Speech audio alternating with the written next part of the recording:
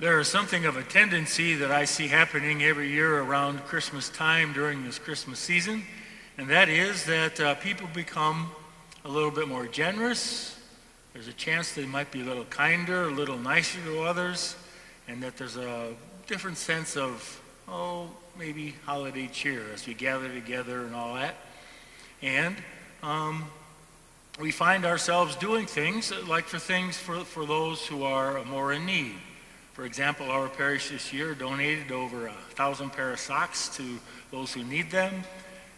We donated over 100 washcloths and towels to people who need them, over 80 pairs of underwear or so, and for about 32 families consisting of 145 people, we gave gifts so that they might have something to celebrate Christmas with, some gifts. And that's a really good thing, isn't it?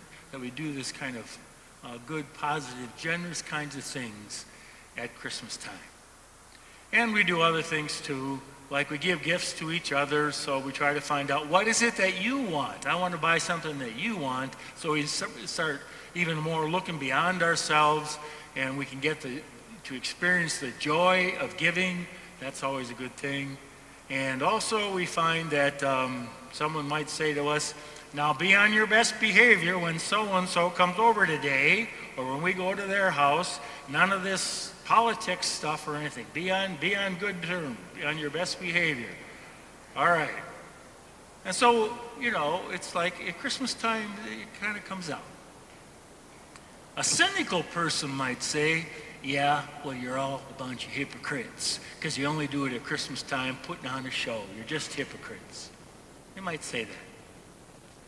A believer might say this: see what the coming of Christ and the celebration of the coming of Christ into this world, see what difference that makes.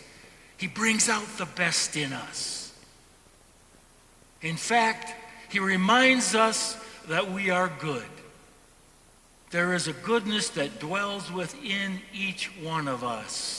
And that goodness is there because, as Scripture says, we are made in the image and likeness of God.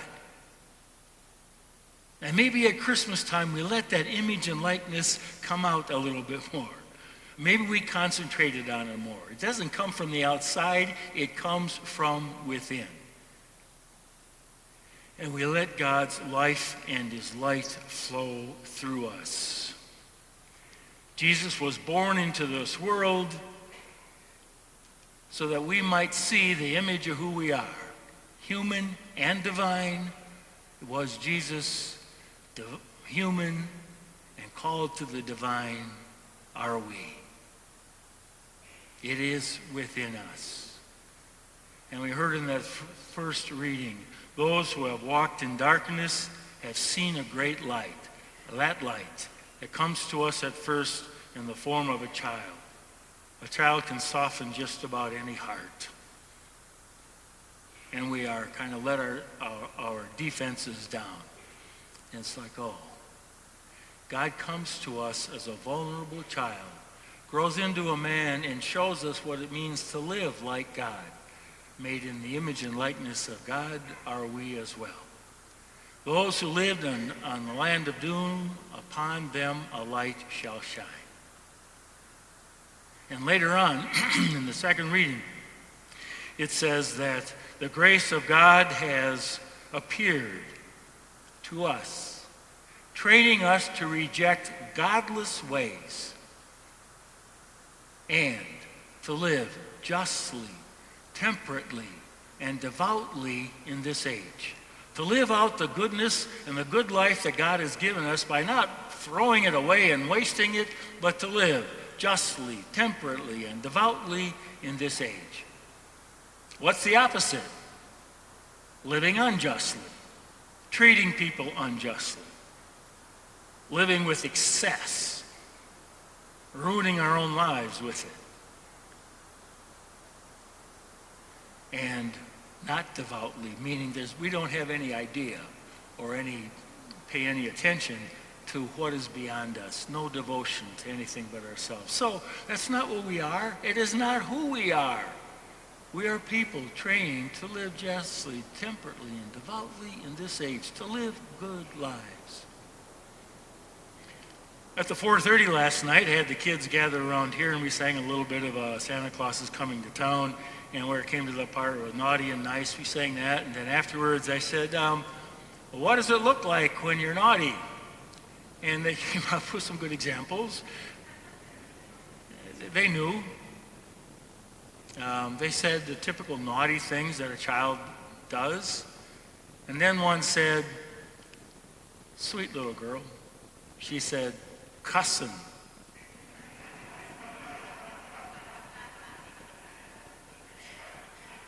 Where'd she get that? Another one said, doing drugs. Okay, hear that in the news. Another one says, drinking too much alcohol. I went, okay, that's enough. We don't want to say anything that you don't want to publicize here. Okay, so then I asked them, I said, what happens when you're naughty? What do you get? Kid raised his hand and says, coal.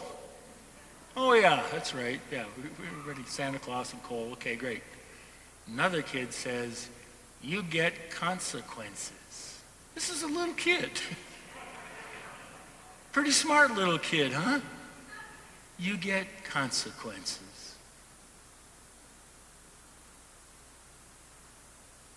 And that's what we're to come to realize. We can live out some bad stuff, but Jesus reminds us that we have come to be good. Eager to do what is good is the end of that second reading. Eager to do what is good.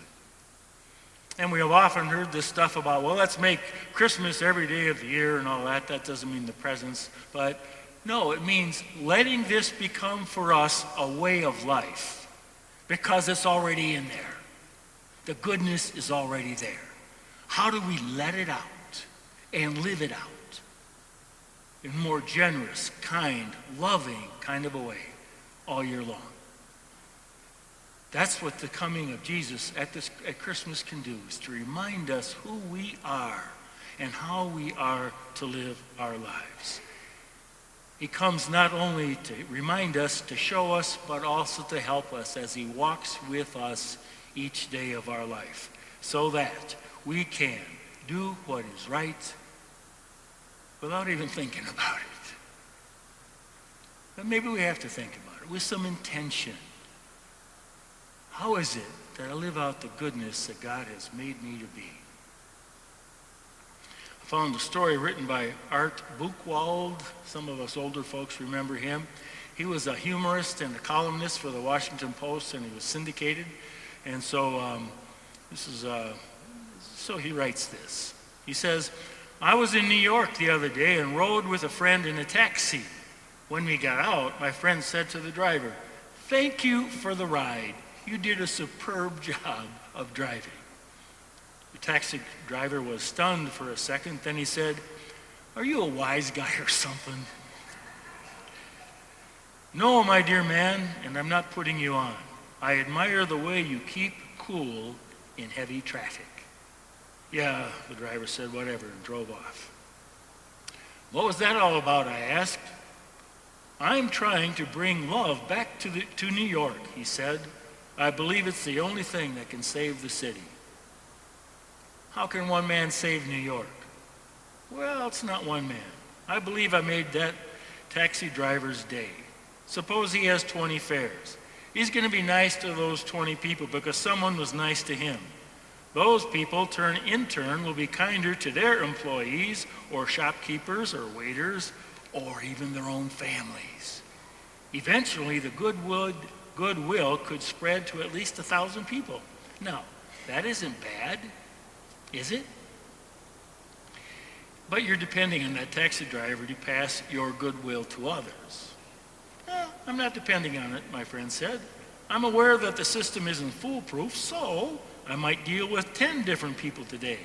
If out of 10 I can make 3 happy, then eventually I can indirectly influence the attitudes of 3,000 people. Sounds good on paper, I admitted, but I'm not sure it works in practice. Nothing is lost if it doesn't. It didn't take any of my time to tell that man he was doing a good job. He neither received a larger tip nor a smaller tip. If it fell on deaf ears, so what? Tomorrow there will be another taxi driver, and I can try to make him happy. So he goes on to talk about what he's observed his friend talking to a postal employee or some construction workmen. And finally, he says, "But you can't do this all alone." I protested, "You're just one man." So he responded, his friend did, "The most important thing is not to get discouraged. Making people in the city become kind again is not an easy job. But if I can enlist other people in my campaign, what could one man do?" One man was born into this world, knowing who he was, the Son of God. And look what he did. Untold number of people he influenced. And like this man who was Art Bookwald's friend, brought goodness out of other people. The goodness that was already within them. Those who have walked in darkness have seen a great light. The light of Jesus Christ, the very picture of love and mercy, the very face of God. Those who have walked in darkness have seen a great light, showing us how good we can be in our own lives. And the light of Christ still shines today for us and for anyone who wants to get out of the darkness